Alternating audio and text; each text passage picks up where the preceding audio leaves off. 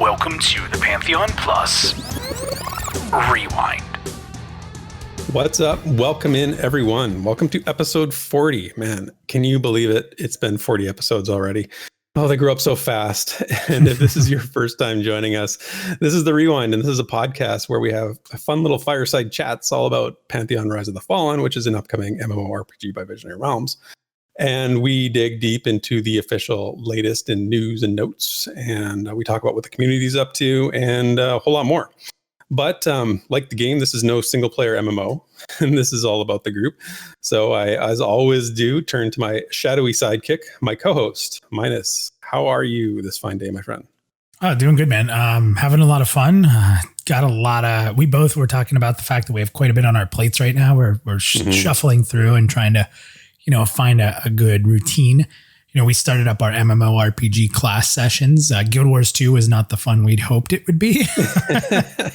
It was tolerable, yes. Yeah, but now we're getting into EQ2. We made our characters the other night and kind of just stood around at the beginning, and we had a lot of fun with it. Joked about Cash Shop. I already bought a Cash Shop appearance, which was great. Within the first 5 minutes. See, the problem is I wasn't there. I'm your protector. I'm your Cash Shop protector. I always steer you away, but I was not logged in yet. So, yeah, that's your fault. But no, I actually had like the currency EQ2 uses. They give you when you subscribe, and I had a subscription when I did the Time Lock server a bit back with Nathan. So I had that already in my account. So I didn't actually put any more money than I had, put in just to having a subscription. So it wasn't as bad as it looks, but I definitely look like a badass now. I'm pretty happy I did it. Yeah, I have to admit, it's a cool little rogue outfit, I must say. So I'm glad that we're doing that game next. That's going to be a lot of fun. But even just standing around talking, just me and you and Nathan and Drac and Breakout, who's joining us actually, it was just fun standing around. So I'm looking forward to it. Yeah, we might even have, I don't want to say it just in case, we may even have another guest around our party of 6 out, which would be a lot of fun for the Pantheon community. So we'll see what happens there. But I'm ready. This is going to be a big show. We got a lot of news, a lot of Twitter stuff to talk about. Are you good to go? What are you thinking? Yeah, no, let's get to it, man. This week in Visionary Realms news and notes. Okay, so a lot to talk about in VR news and the Twitter and that kind of stuff. We're going to start, before we jump into Twitter, we're going to talk about some of the news with Pantheon hiring an HR member to their team, a tester, introducing a new board member, and securing funds to help with 2021 plans. So I'm going to read a couple of things here for you. This is actually from the Visionary Realms website. I think that a lot of people may have missed this update because there was a Visionary Realms website update that was a little more professional. And then there was like the Pantheon MMO update. They were slightly different in what they talked about and how they talked about it. So the first thing I want to do is just read you very quickly what was said on this Visionary Realms news release. I'll quote it and then just give a couple ideas that I had about it. So they said, quote, Visionary Realms, a multiple award-winning independent video game studio, today announced a 7-figure investment into Pantheon Rise of the Fallen.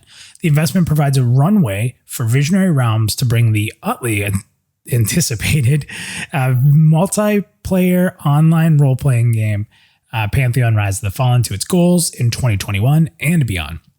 The studio plans to use the funds to continue the game's development, begin preparations to support over 8,000 players already signed up for alpha, and strengthen its back-end systems supporting the game client, accounts, and front-end web platforms. In addition to this achievement, Christopher R. Cronenthal, I think I got that right, will join the company as a board member. Chris is widely recognized for his expertise in managing and architecting global solutions and omni-channel environments for the world's largest brands, and providing Fortune 500 companies with industry-leading solutions, consulting to drive global commerce connectivity and payment security. And finally, it says, we are very fortunate to have Chris join us, having his support in closing the financial round, says Chris Rowan. The partnership just makes sense. He has an incredible insight and a rare acumen that aligns with all of our goals with Pantheon and Visionary Realms as a company. Cronenthal added, it is clear that the team at Visionary Realms is deeply committed and competent in all things related to game design and ecosystem, technology, and architecture. Their expression of the world of Pantheon is extremely evident And I'm confident that the gamers of all types will enjoy this epic adventure. So a lot there. So at the end of the day, what are some of the notes I have here? So it's big news for Visionary Realms because number one, that first line, 7-figure investment. So what does that mean? It could be $1 million. It could be 9 million, 999,000, you get the point. So it's somewhere in there. My guess is probably low. I think it's probably somewhere around the 2 to 4 million range is my guess. And that's huge. That's still huge. And it appears one of the biggest things to take away from that is that they have a pretty strategic plan and roadmap internally laid down for 2021. And this funding is going to get them through that and beyond. So that's exciting. Now, for those that don't know Chris, he's the president of a group called Freedom Pay. So I went on the wiki and just got a very little blurb about Freedom Pay, which I'm going to read here real quick. In 2007, Freedom Pay developed a gateway for credit card processing called Freeway. This captures detailed transaction data. The data can be mined for real-time intelligence from disparate systems, allowing merchants insight into their sales. Using the data, Freedom Pay launched a cloud-based platform as a service and a first-generation incentives platform. This platform gives merchants the ability to launch targeted incentives based on buying habits and deliver the ability to track the progress of incentives against live sales. So with the launch of Freedom Pay's commerce platform in 2009, the customers can now deliver those incentives in real time to customers' mobile phones, enable mobile payments. All of this technology is based on open architecture, which is really cool. And it's protected by high-level security. So it's even noted on a side note here that even Microsoft uses this company and has its commerce platform partnered up. And they do that for global banking and retail. So it's a pretty well-respected company. So one can only wonder what Chris is going to bring, to the board and how he can help steer this game to launch. I think that's a pretty... I think don't sleep on how big this is. What are your thoughts on that real quick, Derek? Yeah, I've got two thoughts on it really. And the first is, like you said, don't sleep on how big this is, because sometimes to get the ball rolling, you just need one little snowball, right, to start the avalanche. And when other investors see somebody investing heavily, and we don't want to, in the world of high finance, maybe $1 million or even 10 million is peanuts, but it can be the peanut that starts the flood of money coming in investment. You never know. So being the first is often the hardest, but it certainly never, it's usually a portent to good things, right? Good things are going to happen. The other thing I want to point out here is this is actually something I found on the forums in terms of somebody had asked about the relationship between Chris's company Freedom Pay and VR, right? So sort of speculating that there was, this is why he's involved, because they're doing this as because his company can help, or can do something for the game. And Artois, the community service, customer service manager, I think is what his title is for VR, actually stepped in and clarified that, which is a really good thing to do. And he said, while he may work for them, it doesn't mean we have a relationship with Freedom Pay. There's no relationship between Freedom Pay and VR. Board members are not necessarily doing business with us and are rather fans of Pantheon and Visionary Realms and can lend their experience. So I think that's a really important clarification, right? To sort of say, like, this is not, he's not bringing his company to this game. He's bringing his, investment as a individual to the game and lending his support. So I think that's a good clarification on this. That is a great bring up. Great find there. That's awesome. That gets a lot of clarity out there. So good stuff. Yeah. So the next piece that they announced, and a little bit shorter here, but they wanted to welcome 2 new members of the team. We had Mark and Jenna. Both came into the team, and Jenna is returning to the team actually with VR. She was with them previously, and she's heading up HR for the team. And Mark is going to be helping with testing. So both of them bring a lot of experience and are nice pieces to add to the team that are looking to expand and work their way through 2021 roadmap, as we were just talking about. I'm personally really hoping Jenna can help with recruiting, as they're still looking for that technical artist job post that they put out there. And I'm sure probably some more positions soon. And there's a big difference between, being a company with an exciting game, it is still a smaller crowd, and, putting out, on the website, putting out, we're looking for this, or putting out on some job boards, versus having an experienced HR person who can recruit these people in is a huge difference, especially in this day and age where internet postings don't have the power they used to because everybody's using them.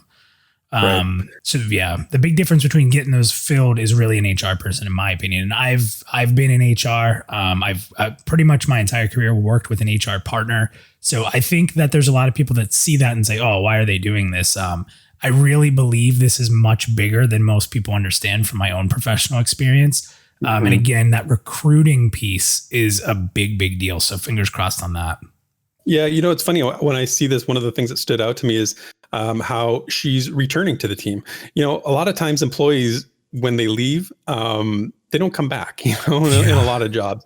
But point. VR is actually getting known for this, I think. You know, it sort of seems like something that's characteristic of their company is that people work and then they leave and then they come back. You know, we know a couple people that have done that with the company, and that's a really good sign of a company. I mean, if you leave a company on bad terms, you don't go back to that company. Or if you believe that company is like not doing thing, you know, or not a good company to work for, you don't go back to that company. So multiple people that's happened with it, I think that's awesome. I think it's a great sort of indicator of the health of the company in terms of overall, you know, the workplace sort of vibe that's going on there. And I heard the same sort of criticisms about people saying, well, you know, they should be hiring, you know, more programmers, they should be hiring more back end people and that kind of thing. But, you know, it's like you said, you know, if you've worked in you know, really any business, you appreciate how big a role doing HR is and the importance of getting the right people in the right positions and having something. You can't really run a business without a solid HR. And as for Mark, it's great that he's been in the community for so long. You know, I think they've described him as sort of a lurker in the community, but also with a background. He was the monk lead, I believe, for Vanguard when Vanguard was getting developed, if I'm not mistaken, which is a great some great credentials to have. So both good moves. And again, team expanding, always a good sign. So happy to see that. Internal testers, the more that they can actually bring on board, that's a big deal. Yes, you know, as pre-alpha testers, we all want to get in there. I'm sure all the VIPs want to get in there and test the game. But at the end of the day, there's a lot being done when they're not ready to open servers. And the more testers they have internally that are going to be working their butts off to do that, someone like Sacred, for example, who's not so much I don't know what you call Sacred. He kind of does everything. He's like the math guy. Yeah, he's like a math guy, but you know, he's obviously mathing and testing. So even having someone to test so he can focus on certain things, like these are big deals. I think everybody wants to see the grand slam of all art people. Everyone's so focused on art, but remember the core game is more important than art right now. It's super more important. And these are core, you know, core members of the team that's going to help the company succeed and push forward. And that's really what everybody wants. So. Yeah. And I mean, I like that the team is not, I mean, I've never thought they needed a huge team. I've thought they needed a small, lean team that works really efficiently. And I continue to see that from them. So it's encouraging. Yeah. Now we're not going to go much more into the investment piece because we are bringing back 2 weeks straight controversy, or is it? We're going to talk a little bit about the investment, which is kind of funny to me. We'll get to that later. So let's jump to Twitter. We had 2 pretty fun community debates, I think, that were worth talking about. And the first one here is, what features or mechanics are you most looking forward to in Pantheon and why? So let's start with Kevin. And they said, someone who has every single past life that Dungeons & Dragons Online has to offer. The progeny system mentioned a while ago has me deeply interested. I haven't heard anything about it in a while. It's been a while. The dreaded progeny word, right? Yeah, we need to hear more. Yeah, so many people really want this, and I have this feeling it's kind of like, it's. I know. I feel like that too. I get that. That's the vibe I get too. Is that it's sort of like just not a priority right now. Yeah. Jay says dispositions for sure. It'll add a lot more depth and making you think on the fly as you react to what they do. I like not being able to predict what my enemy is going to do. At least, you know, I guess what he's saying is like, you know, you go to the same area over and over, it just becomes repetitive, but that disposition changes it up. It's a good. Yeah. What if those pyrophobic spiders we saw on the stream? What if instead of being pyrophobic, they gained a new disposition? Yeah. What if it was randomized? You know, what if they were like, you know, what's the one that by fire? Yeah. Right. Pyro amorous or something. Who knows? Ooh, look at you with the big words. Our friend Nemufe said artifacts, adding adventure game style exploration and unlocks to an MMO just sounds super fun. Artifacts really remind me, you know, Joppa loves Zelda. Like, so it reminds me of those like times where you get those items in Zelda that allow you to go to a new area you couldn't get to before. So 100%. It's exactly what it is. And I love that too. It's so awesome. Kath Clark says there are so many exciting things on the way, it's impossible to choose. I will say perception and working towards being a keeper is one I've been thinking about the most. It's a very popular answer on this thread. Christopher says endgame content that's competitive between guilds. You don't see that much in our community. Endgame content. Listen, I love it. So. Yeah. Well, it's not one of those features they advertise a whole lot as much as one of their signature features, but we know it's there and we've seen some content about it. So. Yeah, I think people are going to be less worried about end game when there's a good mid game and a beginning game. I think that the reason people dislike the term end game is because most games that talk about end game are saying that's when it starts. That's when there's things to do. Trend. Yeah, exactly. And I don't think we'll see that. There's going to be an end game. I mean, if there's not an end game, then you play to 50 and you quit. So there has to be an end game. But it's funny because the next comment here by Trey says, I do love endgame in most MMORPGs, but I'm really looking forward to some cooperative group play and grinding dungeons, possibly wiping a few times on a boss mob or a botched pull. Yeah, I need that. So kind of funny. They were like right next to each other. I'm like, oh, that's good. Let's do that. Yeah, it's a good contrast. There's a group called MMO Watch. They said trading. I love MMOs without global auction houses. And if you let us have our own merchants to set up shop where we want, you'll have a lifetime subscriber. Oh, and open world dungeons. They're always fun to me. I love the chaos and social interaction that usually results. So good stuff there from MMO Watch. The next one's here is Gaft. Gaft says mastery is very compelling. I'm excited to see how the class meta shakes out. I'm one of the few people that says meta in a positive way. Hopefully there are multiple valid pathways dedicated by player choice and not forced designer choice. But he also says, I also like atmospheres and dispositions for the depth and variety. So really everything. He likes everything. Yeah. Well-rounded. Savino says, always been a trade skill junkie, but the perception thing looks new and it's an interesting feature. But what I look most forward to is the community and grouping. Sick and tired of all the various massive multiplayer single games that's come in the last 10 to 15 years. I want to point out there on the perception stuff that people have said in the last co-stream, I counted, there are over 15 perception pings. And I think that's actually a low number. If I remember correctly, it's actually much more than that. It was perception ping crazy. So if you like perception and you want to be a keeper, man, that stream shows it off really, really well. Yeah, the one thing I'd say is it's probably front-loaded quite a bit in there because remember, to be a keeper, you do have to go on a quest to become one. You don't just become one, right? In that demo, you kind of just are a keeper. So there's a lot missing to what that system's going to look like. And I think I actually saw a lot of people overplay that there were too many pings. I think that's, again, just for that evaluation build. There's a lot of things you have to sort of understand when you watch the evaluation build, that it's not built for the core gamer MMORPG fan. It's built for a, investor or a publisher to sit there and jump around and show different things in a board meeting or talk about what could be successful. It's almost, we talked about it before. It's probably gonna be something that's kind of guided almost. So, but in all, like I said, I love the pings. I love how it works. I love the discovery of it. It's very cool. Yeah. Two more on Twitter for this category. Core Chambers says grouping centric combat with non-instance dungeons. Dungeons should be the home base of the baddies, where chances are likely that you will die at the front gate. Not speed run, clear the instance, and no time to say hi. So dying at the front gate. Oh, so many memories of dying at the front gates of places. The planes. Crush bone. Yeah, everywhere. And finally, the last one I grabbed here from Twitter is from Alan. They said, character creation. I spend tons of hours creating the perfect race class combination only to realize my name is taken, which I laughed. I thought that was pretty funny. That's so good. Yeah, he was like so ready for it, right? I have not been able to get minus in like any of the games we play. So that's like, you'll see me misspell it differently. When we went to play EverQuest 2 last night, I went to put in my name as Theric, and of course it was taken. So I was like, oh, that's a bummer. And then I realized that it was taken by me because I had another character already named Theric on that server. So I was like, oh, whoops. Okay, would you just delete him? So I deleted it and created a new Theric. Though Theric lives because other Theric died. That's pretty funny.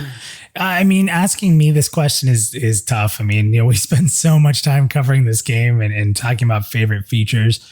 I'll tell you, I look really forward to sitting with a group of friends and sitting in a dungeon, camping a spot, and just sort of the hilarity that will ensue on trying to pull multiple areas and keep it on rotation, and maybe even busting little balls back and forth or making things harder for the polar or making fun of Hiya, the healer, blaming the healer. Just that whole like fun experience of like setting up camp, locking down an area and just hanging out all night. I'm really looking forward to that. Yeah, all the MMO tropes. Me too.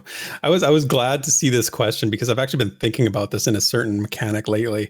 One of the things you see in gaming in general these days is trends, right? There's always something that's trendy or going on, like a certain art style, right? Think about pixel art, how popular that's been, since it got reincarnated, and it's still going strong. Even like a narrative theme, the dystopian sort of narrative is very popular right now, sort of for various reasons. But in terms of mechanics, it dawned on me that climbing right now is the trendy mechanic. For Christmas, I got Immortals Phoenix Rising on the Switch, and I've been playing it, and it's a perfect example of what I'm talking about. This is like, it's a brand new game, right? And clearly it's like, and I'll say in air quotes, inspired by Breath of the Wild, because it is very similar to Breath of the Wild. And I'm sure Breath of the Wild was in no part, small part inspired by Assassin's Creed, right? Climbing in those games. So, I mean, these are huge companies making these games, right? We're talking about Nintendo, we're talking about Ubisoft and others that are making these games with climbing as a mechanic on the edge of game development. And so this is definitely an industry trend. And I think VR has a huge opportunity to bring this trend to the MMO scene. I know it's been dabbled in before in MMOs, but I don't think it's been done the way they're doing it. And I love climbing things. We've talked about that before. I'm really looking forward to it. I think it's going to be massive for Pantheon. And the other aspect of this, I'll just quickly mention, I've realized that if they're going to make climbing in a game, they better make an easy way to get down from those heights, because there's going to be a lot of people falling and doing death corpse recoveries from falling down. So, hey, they used to fall off Kelethin, so. That's true. Although, yeah, that was elevator related as opposed to climbing. Oh, that was missing a bridge. I mean, I thought there was a bridge there. I just fall right off. True. Maybe bad graphics are to blame and dark graphics. Yeah. It's funny you brought that up because, one of the things that if you think I'm a big component of, this game needs to stand on its own, be its own game. It can't be like EverQuest. It can't be like WoW. It has to be Pantheon, right? And it's funny because you're bringing up these tropes that are being popular in Nintendo games and all these different companies are making single player games, but these little things that those players can grasp onto. Because let's not forget something. One of the big difference between the MMORPGs that don't do well and the MMORPGs that do well is that games like EverQuest, World of Warcraft, Final Fantasy, and even ESO, they create MMO gamers. Like Final Fantasy fans who weren't MMO fans came and tried Final Fantasy. People didn't know what MMOs were. EverQuest comes out. Now all of a sudden people are like, wow, this is crazy. Warcraft fans come in from Blizzard and Diablo and they're like, oh, let me try this. That's the big difference between a lot of the games that come out. Then MMO fans try but don't like, but they don't pull in the outside the MMO crowd. And having these features like you just brought up, like climbing, that can relate to these gamers that play on the Switch and play console games and play single player games, is these elements that they're familiar with that Pantheon could grab them with. And that's what makes an MMO great, is that it's not made for this small group of people. It's made to come bring people in who want to experience a great game and great worlds. And then you do it in a multiplayer sense. So I just thought that was a really good bring up on your part. And it kind of like all that snapped in my head as you said it. So interesting. Yeah. Very interesting. I hope it does bring in those players. Absolutely. Yeah, why not? So the next one here was the community debate. You know how I feel on this one. Hide combat numbers from the client. So basically they're asking, like, there's a big forum post on this and they're saying, should all the numbers in combat be hidden so that you can't have DPS meters, so that you can't, use ACT, stuff like that. So let's read through what the community said. I tried to be fair in grabbing both sides. So DM Harm says, what is there to gain? The intention is to take the player focus off of numbers and min-maxing, then how will it tangibly improve that experience? I thought that was a good point. He also says players will find a way to gauge their effectiveness and compare it to others. Not showing damage numbers won't change that. 100%. Yeah. Rakus Talent said, this is a very important and hard decision. With numbers on there will be competition between players, and some players may get excluded if they don't bring the numbers people expect. Keep them off, but allow players to see their own damage in the combat log. That's a good point. It kills me. I just wanted. Go ahead. Yeah, you go first. I know, and I know, I can see why you would say that. I think it's an interesting point because it allows for a balance to happen the way he's sort of describing it there. I think seeing your own stuff is what you want, but I don't want to see everybody else's stuff necessarily. but I don't know. I'm kind of mixed feelings about it. And yeah. I won't go into a ton of depth because we've had a multitude of discussions around DPS meters, and just people don't seem to understand how much help you can do with them, how much you can teach someone to play who wants to be better. There's just so much positive. But this whole statement here, some players may get excluded if they don't bring the numbers people expect.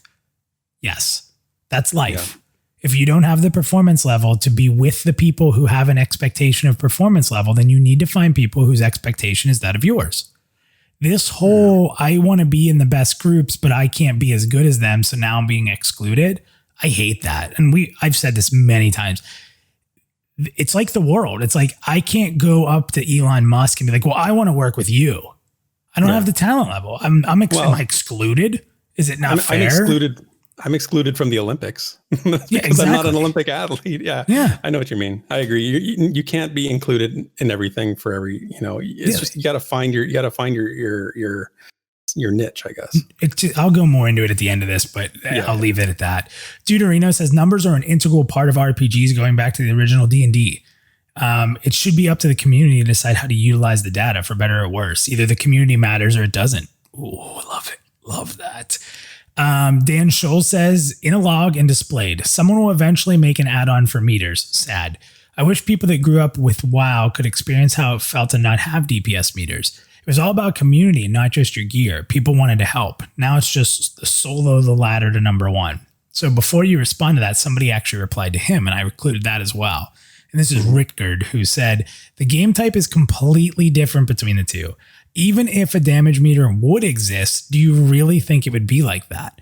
WoW has no world feeling. The game is towards what you say, ladder to number one.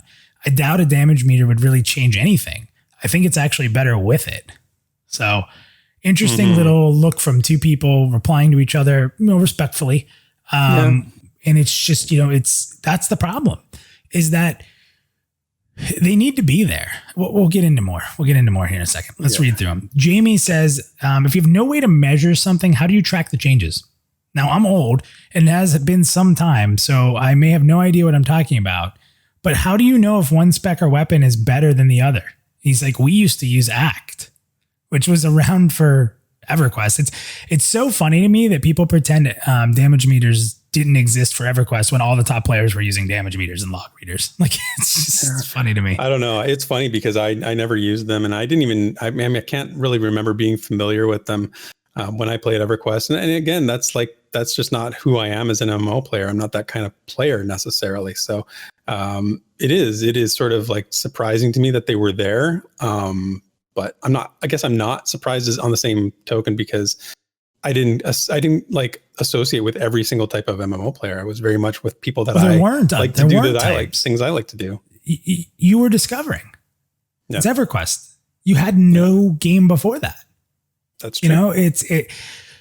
That's the issue. That can't be replicated. It can't. It will never be right. It's impossible. We need Men in Black, little, like, what are those things? Little flashes. It's the only way. Mind wipes. Yeah, it's the only way. I mean, it's just, the thing is, if you don't want to use them, if you don't like them, then don't associate with people who do. Just make a guild of no damage meter guild and be on your merry way. Exactly.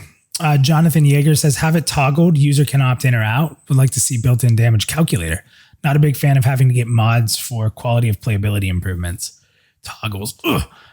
Sean Holden says, do not hide anything combat related from the client. Please include built-in damage meters, threat meters, full combat breakdown tools, including group and area or raid-wide CC breaks, interrupts, etc. He wants all the data.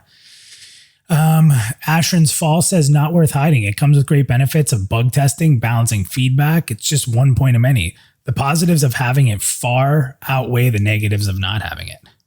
It's a good point. How do you know things are working well if we can't even see the numbers? Goblin Spunk Farmer. Nice name. Nice name. It says the community has to do its job to not allow toxic players to bar people from content due to not so perfect rotation. It's nice to have the information available to us to see progression and incremental improvements in our tunes. And finally, Rob says, do not allow meters in Pantheon because it trivializes the game into mid-max. All fun and immersion is ousted just so some guys can stare at meters instead of interacting with others. The game should be immersive and deep. Meters make the game about numbers instead.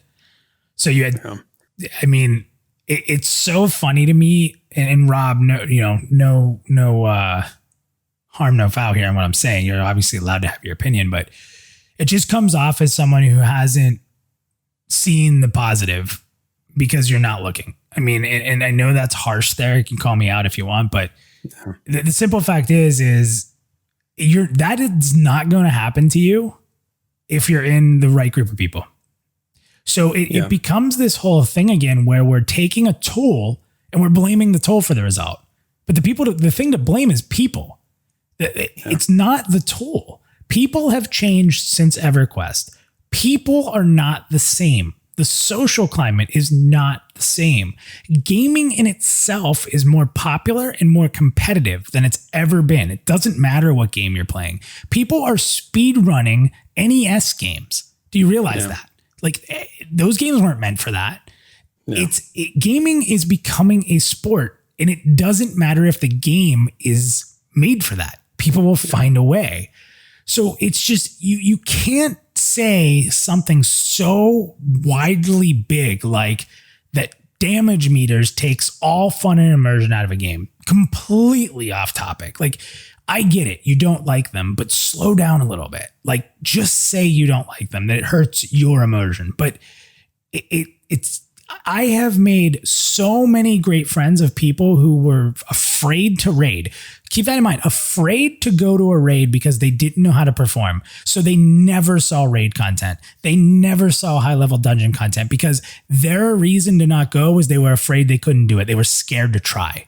And because of damage meters and because of spending time with them and helping them understand how the damage works, how their class works, things they wanted. If I didn't have those tools, those people wouldn't have turned into great raiders who got to see all the content they've never seen, to tell me thank you, to have a whole different game experience and be able to then help others. Without numbers, you can't do that.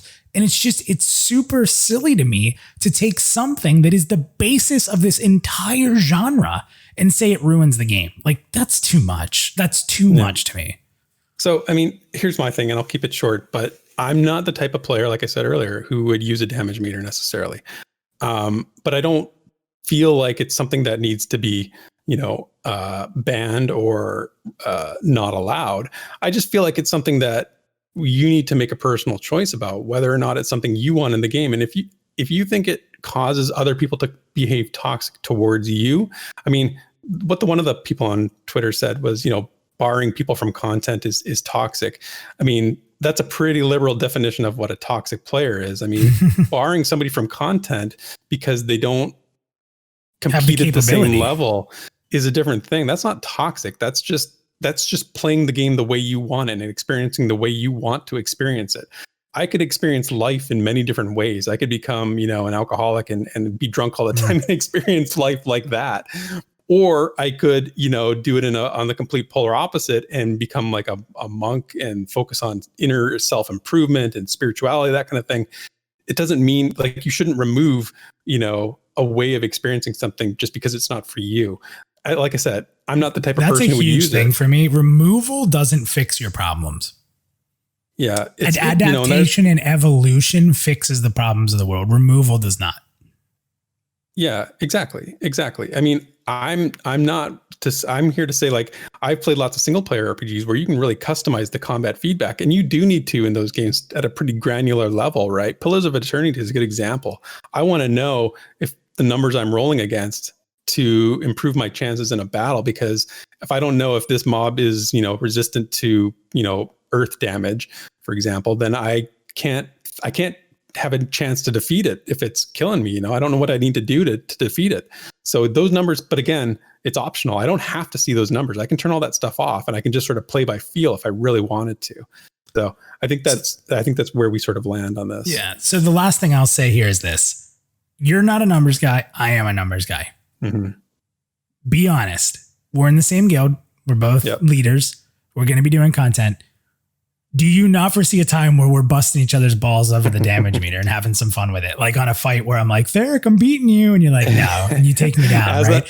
Is that not going to be fun and goofy and have a good time with that? Come on. That's exactly right. And that's what I was thinking as I was saying what I was saying. I'm like, I know that there's going to be times when we're going to be having raids, or we're going to be doing content. You're going to be crunching numbers. You're going to be like, I'm sort of tuned out to that. Like, I don't really, I don't really get into it as much as you do, but we're going to take it in our own way, and we're going to have a good time with it. Right. Mm-hmm. Like, again, friendly competition, man. If you're facing a situation where you're really having friction with somebody because they insist that your numbers be one thing, and you're like, I don't really want to do it that way. You know what? Do it with somebody else. Find somebody else who will do it the way you want it to do it. Remove the person, not the tool. Because you could go meet another person with the same tool and have a great experience. So it's not the tool, it's the person. Yeah. And I think, again, I've said it before, but I think this might be just a byproduct of the sort of the single playerization of MMOs. I think it's a huge byproduct of everybody expecting to be included in everything in our society. I know that's going to come off as harsh, but I'm not included in certain things. I'm not going to be in a biker's club. I don't ride a motorcycle. Like, inclusion is okay and welcoming is okay, but you don't have the right to just be where you want to be. I can't subscribe to that. I don't know. That's just my feelings. No, I know what you're saying. I don't 100% disagree about that. It is a sort of a bigger mentality, but in terms of this issue, like, I think it's an interesting discussion, and I think we land a little differently, but we can still play together. Yeah, exactly. All right. So that's it for VR news and notes on Twitter and the recent announcements about investments, which we'll get back to in a little bit here. So over to you. When the Pantheon community speaks, we listen. So let's dig into the forums and fan projects to see what the discussion's all about. Okay, so crafters, we have some catching up to do here. We over the Christmas holidays, we were given some serious crafting beans from our pals Nefel and Convo over at VR about what crafting is shaping up to be in Pantheon. And this information was actually gift wrapped for us by community member Trasic, who did an article over at Pantheon.Plus where you can read it, where he summarized everything. And that's not even all of it. There's actually more. We saw the first implementation of crafting in the co-stream in January, which was, rudimentary, and he didn't didn't really get it right.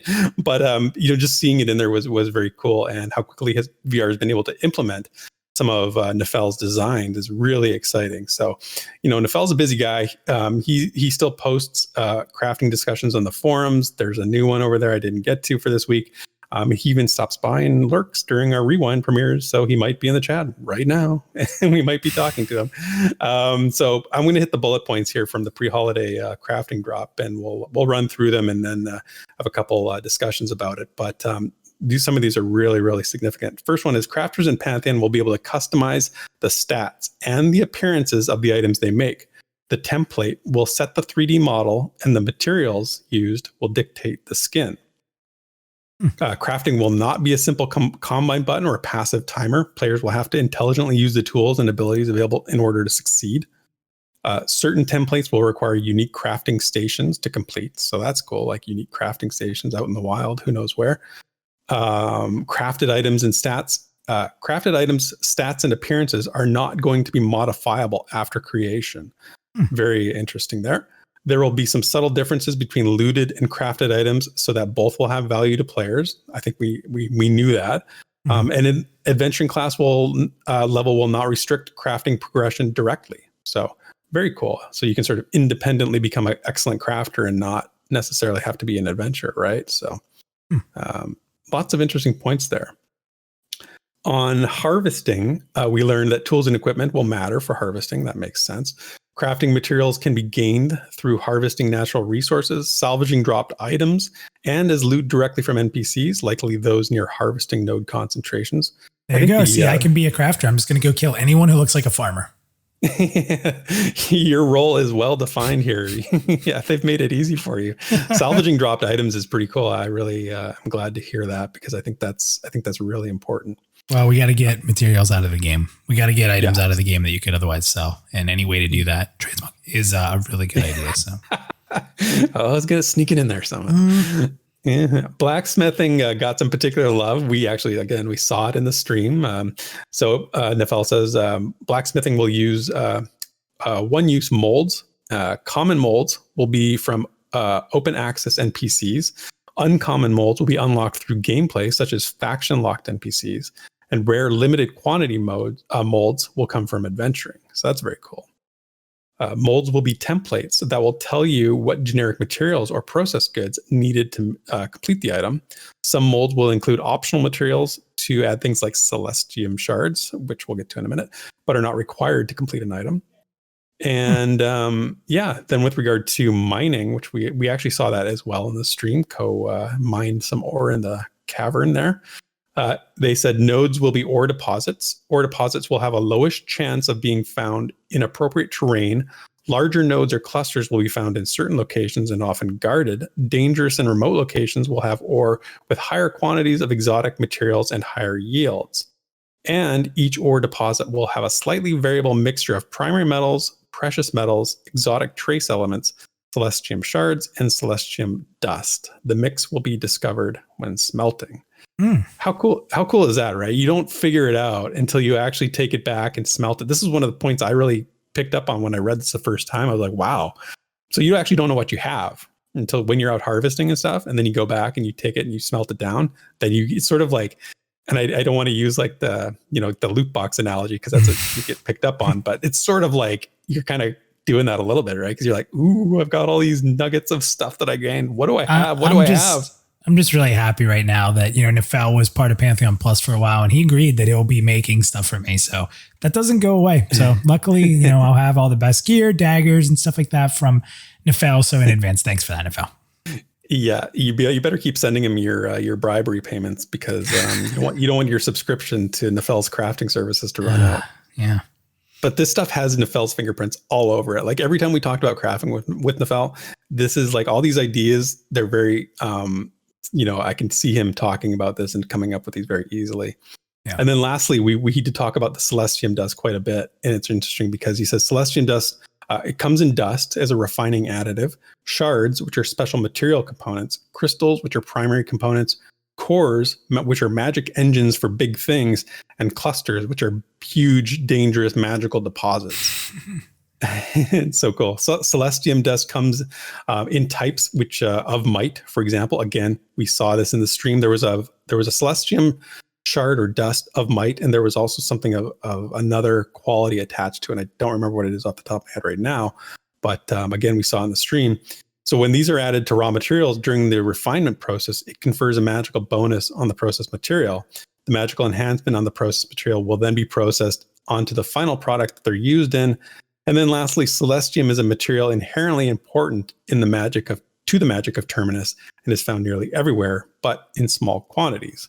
So lots of good stuff there. And I'm not going to go crazy on the community comments because, we could go on, but I did want to give sort of Trasik's take on this because he was the one who summarized this on the article at Pantheon.Plus. Here's what he said. I'm personally very excited about all the beans that were shared. Crafting is going in a direction I believe will stay relevant to the entire life of Pantheon, assuming the magnitude of bonuses received from the raw materials and celestium dust stays in relative balance with future dropped items. The more buttons and levers that can be built into a system from the get-go will also allow for a very high degree of tuning and modifications in the future. Convo and Nefel have built a lot of buttons and levers into this crafting system. And Trasik is an experienced crafter. He's from the PantheonCrafters community and that site, so he knows what he's talking about. And somebody else actually pointed out how cool it is that the celestium, having ore named from the world that it comes from, like it sort of connecting it with the lore is very cool.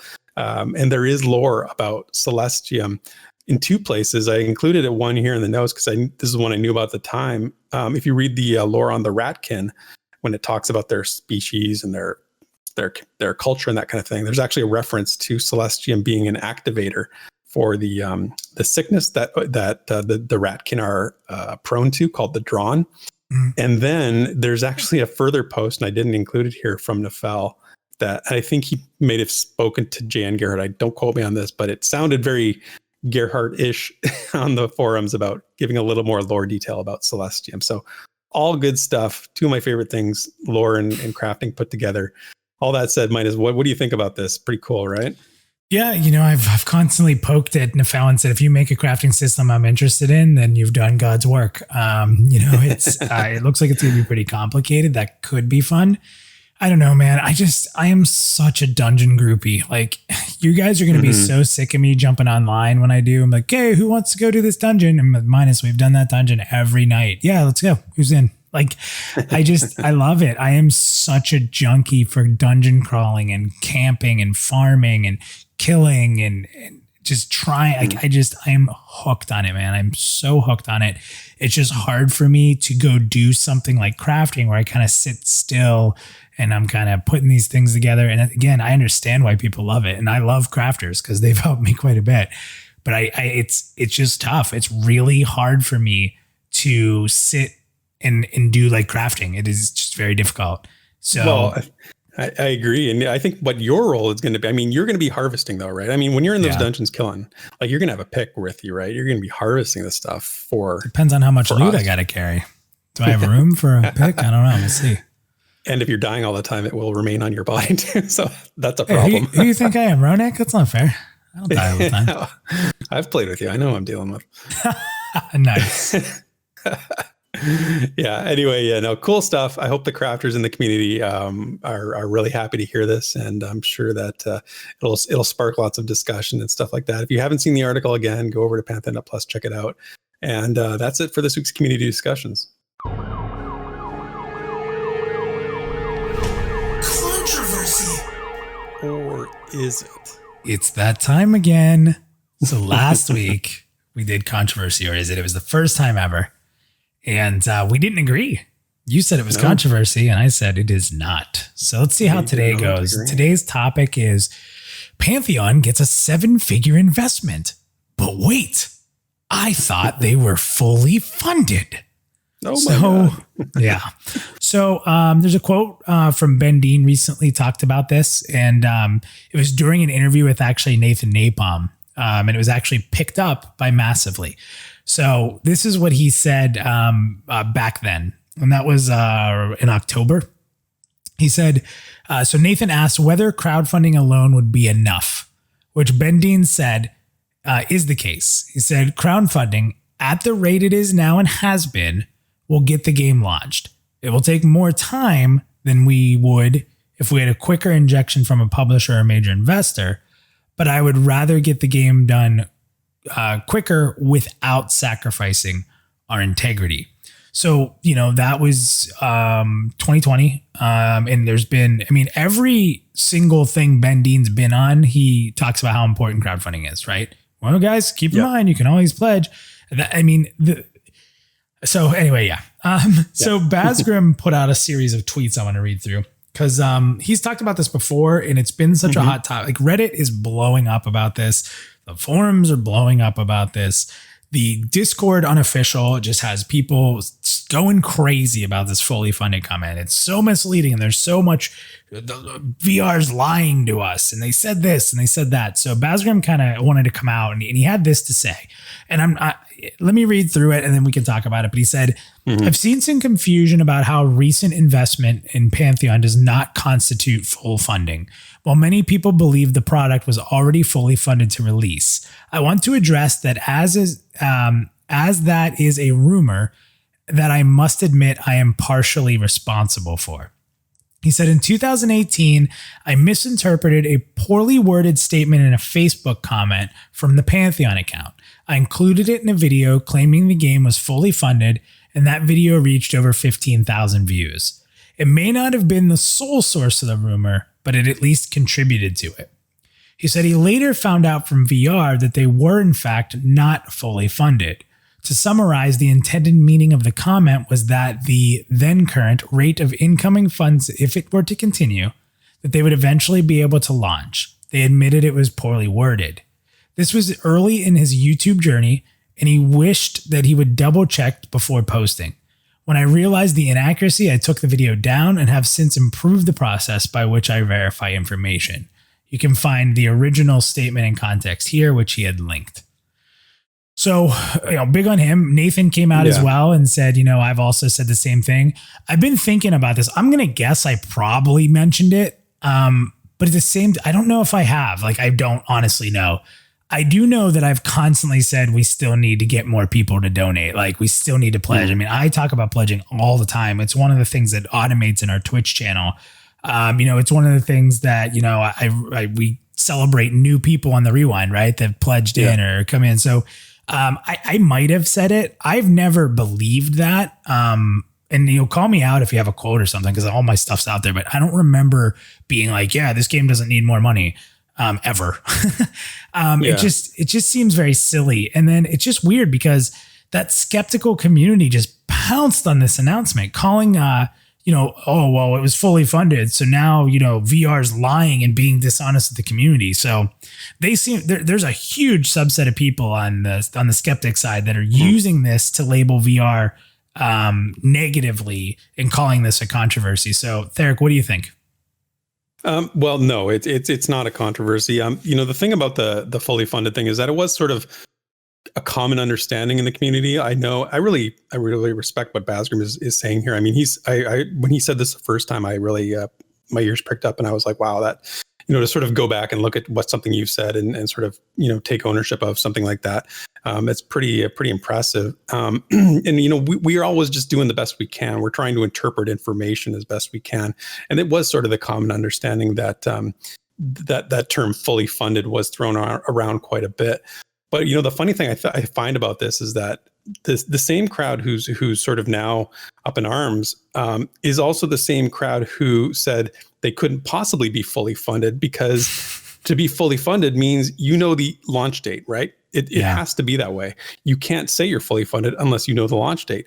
So they were saying that back when, before this sort of fully funded idea was around, or when it was sort of gaining traction, I should say, and sort of using that as a way of saying, it's, it can't possibly be true. And now it's like, now they've got this investment and they're saying, well, what? We thought it was fully funded, right? Well, pick a horse, right? They're also the same people that 2 weeks ago were like, if they don't announce that they're getting funding, I quit. I'm not following this game anymore. It's a dead game. So they announced the funding, which is super good news. No matter how you want to interpret it, it's good news. I don't see how you can think this is terrible. Like, I don't get how you can look at this from a really glass half empty perspective. I just don't get it. But yeah, these are the kind of people, honestly, and I'm going to get some shade for this, that it's not worth trying to please. Yeah. As simple as that. Like, it's not worth trying to please people that constantly move the goalposts and change the story. So everything is negative. It just doesn't work. Like, you can't be somebody who said this game's not fully funded and then pretend you believed them and you're so misled and oh my God, like it's just BS. And the other thing that kills me about this, Theric, big game companies constantly make mistakes or misspeak or have to go back on things they've said.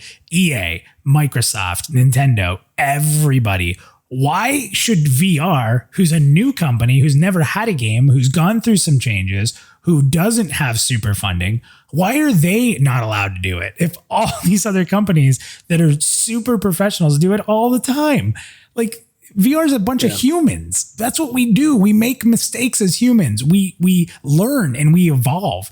When you say something that isn't right, the best thing you can do is become more educated or figure it out and then change your perspective. It's called being an educated human being. If you just stick to a perspective and stick with it, or stick to a statement and don't have the ability to evolve and say, oh, wait, let me rethink that, when you gather more information or you realize you've done something wrong, then you're stuck in the mud. Like, what are you then? Right? Yeah, I think on a past rewind, the way I described it was, it wasn't like there wasn't a deception. There wasn't anything sort of misleading. It was just a matter of not, they have to be very careful about the information, that they can't put everything out there. Their financial situation can't be fully public information for all the reasons that they talked about.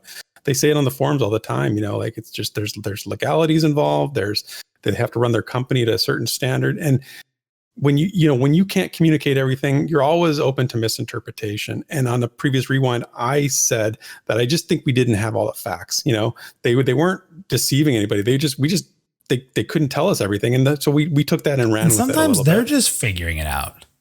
Yeah, right. It's a process, right? It's an ongoing process. Yeah.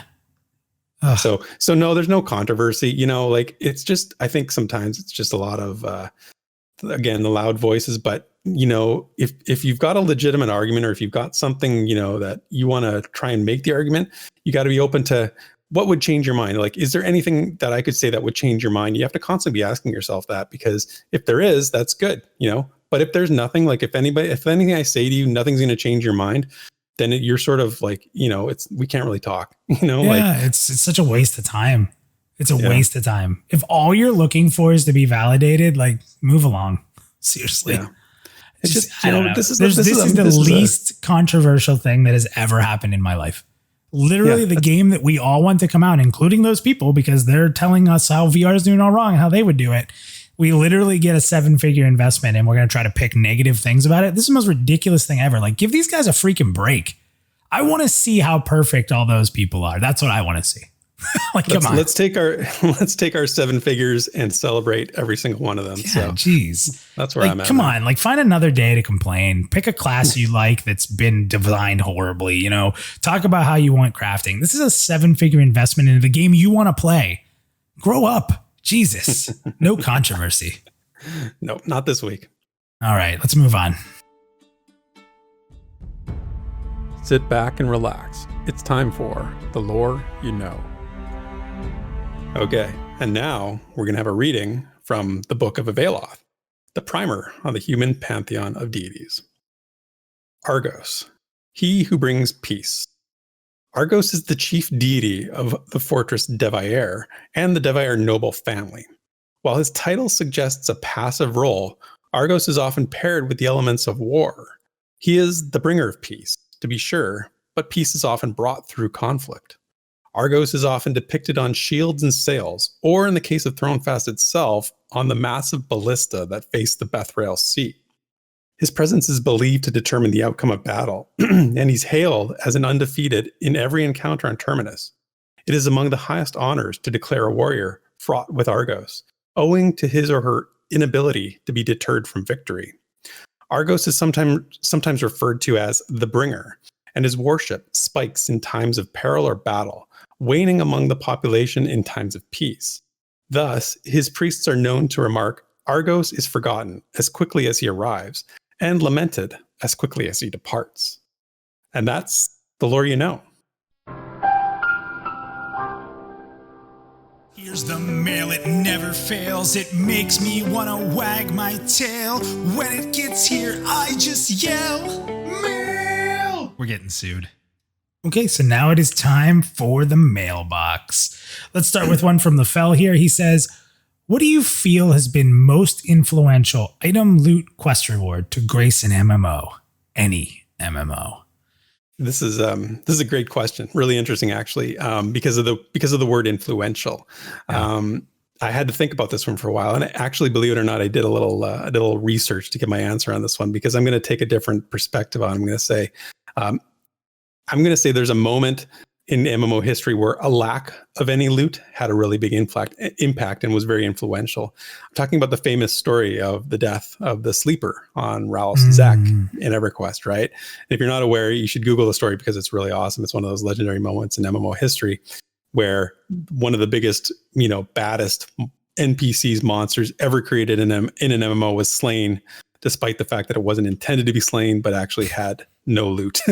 So what makes that influential is that, after it went down, people, I think, started to look about, MMO devs maybe started to know better than to design an NPC that you think is unkillable or will never be looted. Because this one event proved that you better itemize your mobs, because people will find a way, no matter what you do, to kill them. So that would be my answer.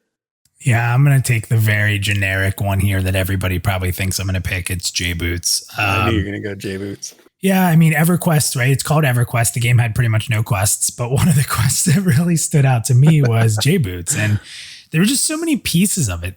First of all, the item was amazing. I had it on almost all my characters. I've told you before, I even had it on a bard, which is stupid. I just wanted to have it.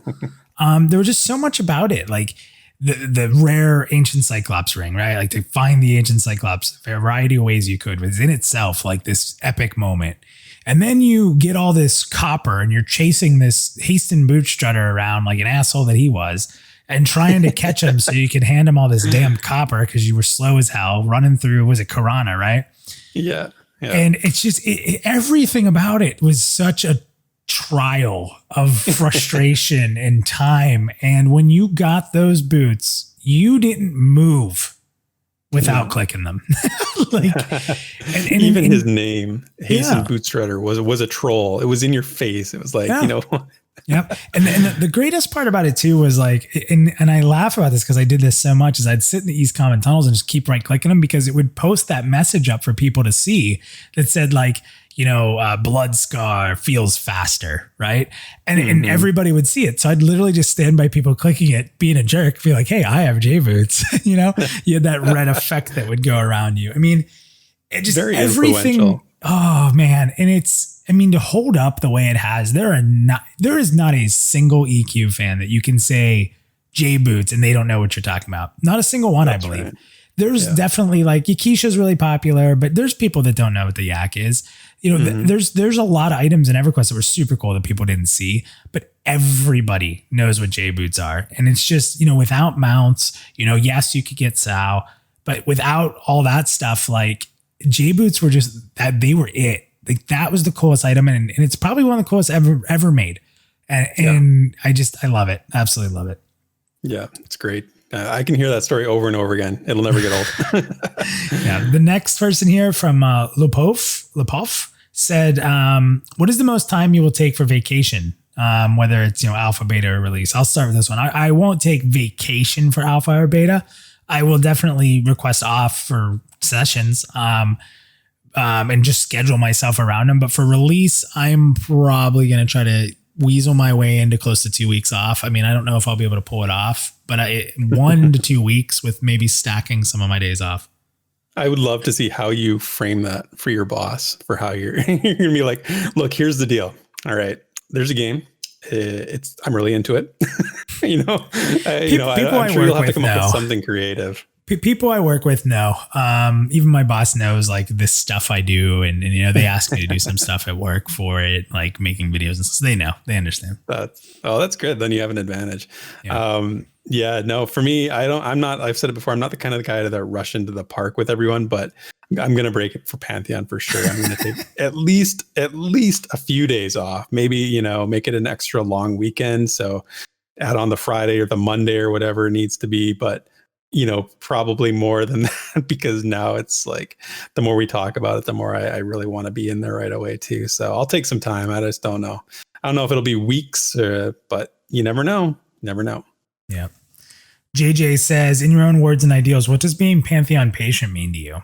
And what kind of personal rewards and satisfaction are you looking to achieve by being patient? I mean, good. Go ahead. No, you go.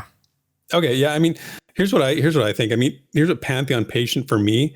The Pantheon patient means world building, but not in the sense that you think about it from developers coding, designing, or bringing the video game to life. Not world building in that sense. I think of it as the building of the landscape of the community, right? This is the world for Pantheon that we're going to live in. You know, people talk a lot these days about toxic communities and toxic this and toxic that. And, you know, right now we're crafting the world of our own by being Pantheon patient. And, you know, that's what we're going to do. And it can't happen overnight, you know, so it takes time. The rewards, you know, will be when the doors fly open. We're all teleport to Terminus. And instead of seeing, you know, somebody as their Discord avatar or their forum badge or online, you know, sort of just how we know them right now. Just think of seeing all those names running around that you're familiar with. Isn't that like it's gonna be crazy? All the people we talk to on a daily basis, all the people on the Rewind that we listen and we talk to and interact with, and these are all gonna be people that we're actually gonna see their characters. You know, yeah, it's gonna be really cool just to see that name. Patient. Even someone you talk to once, but you see that name around, like, hey, you know. And we have an advantage too, like with Theric and Drac and Nathan and Baz and me. People are gonna really recognize those names, like right, like so it's gonna be really fun. Like it's totally so that's the reward. I mean, that's it for me. Yeah. For me, you know, it's I'll use a sports term that unfortunately people in Philly may hate, but it's this whole, you know, respect the process, right? Like we're seeing inside a development of a game we hope to play for a very long time in a way that we would never get to see inside of this type of game ever.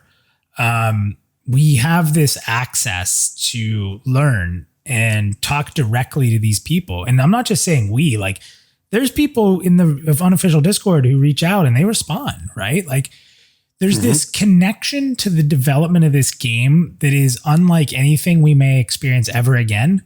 And it's so fun to be a part of. It's like every moment I just want to feel and learn and enjoy, right? Like I want to enjoy this process, even the frustrations, like I'll get over them.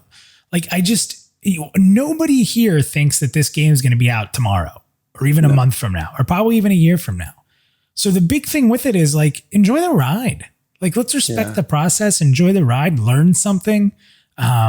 It's awesome. Like I love every second of it. Like I wouldn't trade this in for the world. I got to be honest. If they said, when I donated in 2018 and if I would have launched in 2019, we got to play it. That's awesome.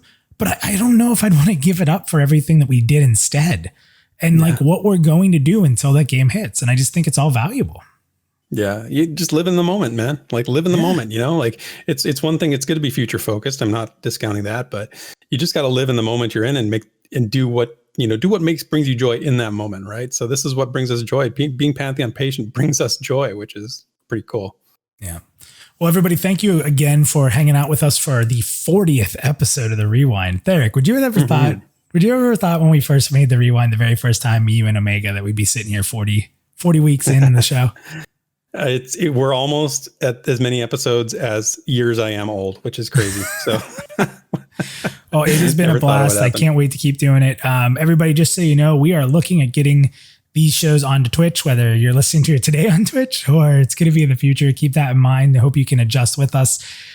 Just trying to clean up our streaming so our live streaming's all in one place, especially so when Pantheon does come out, you know where to find us. But we've enjoyed this ride. We're going to continue enjoying this ride. It's probably one of the most fun times of my week putting this together and debuting it.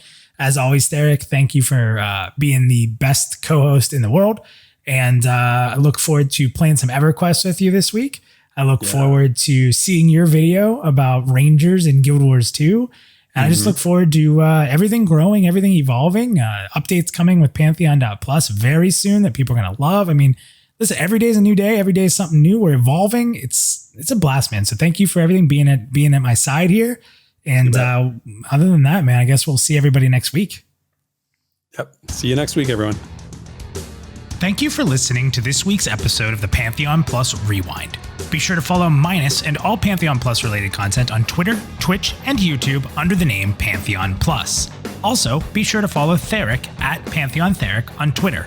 Keep up to date on all Pantheon Rise of the Fallen information on www.Pantheon.Plus, the definitive source for all media of Pantheon. Until next time.